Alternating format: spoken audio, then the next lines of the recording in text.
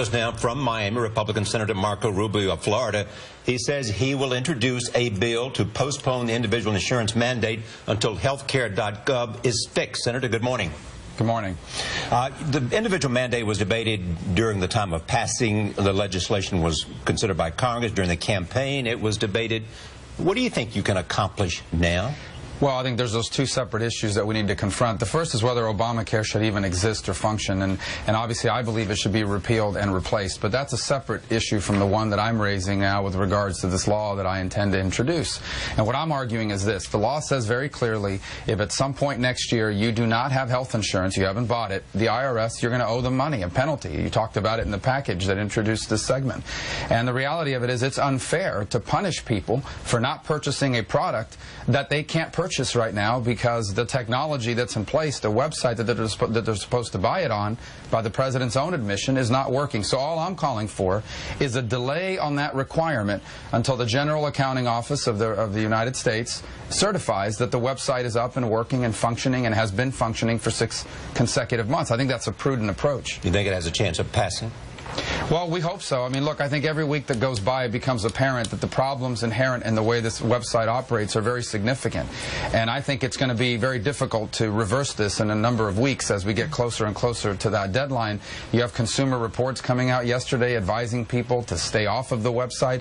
So I think as weeks go on, there's going to be a look for a solution to this problem because it's not fair to punish people for not buying something that's not available. Senator, good to see you. I want to ask you about what Governor Jeb Bush said. He said that Republicans should show a little restraint on this, maybe let the health care law play itself out and see the massive dysfunction. Do you disagree with Jeb Bush? Well, I actually think this approach that I'm outlining is a restrained one. I'm not, although I believe that the whole thing should be repealed and replaced, this bill doesn't do that. All it's calling for is a limited delay on the individual mandate until the website is fixed. I think that's a very prudent approach. Quite frankly, I think it's where we're going to have to wind up anyway. You saw yesterday the White House didn't rule out a delay. Jay Carney didn't rule it out because they understand that the problems that this website faces are significant and are going to be very difficult to fix in just a number of weeks. Does this also mean that there won't be another government shutdown when this comes up again, that you would agree more with the Republican leader, Mitch McConnell, that there won't be another shutdown as opposed to Senator Ted Cruz, who says he's going to do anything to stop Obamacare? Yeah, I've never believed that we should shut down the government. On the contrary, I voted and supported the idea that we should keep the government open and fund it, that we just shouldn't put any more money into this disastrous health care law.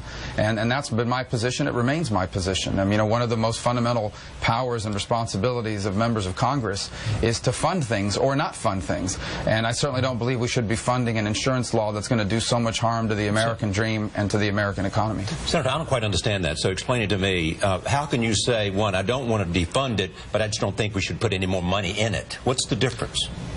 Well, that's exactly the same point. If you don't fund it, you don't put any more money into the health care law. You don't seem to want to use the word defund that Senator Cruz enjoyed using so much. I actually believe in repealing it, but defunding is a way to repeal it.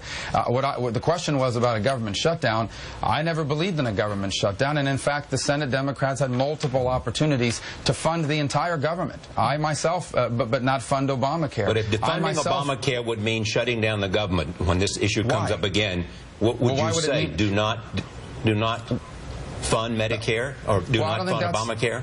I actually don't think that's a fair way to represent it. I think the right way to represent it is to ask the Democrats who control the Senate, are you willing to shut down the government simply to protect Obamacare? Is Obamacare that important that you're willing to fund nothing unless Obamacare is funded? Because that's the position they adopted. Look, I made a motion on the Senate floor to fully fund Head Start, and they blocked that because it didn't fund Obamacare. What's the difference in your position and Senator Cruz? Well, Senator Cruz will have to speak for himself about what his position is on this issue.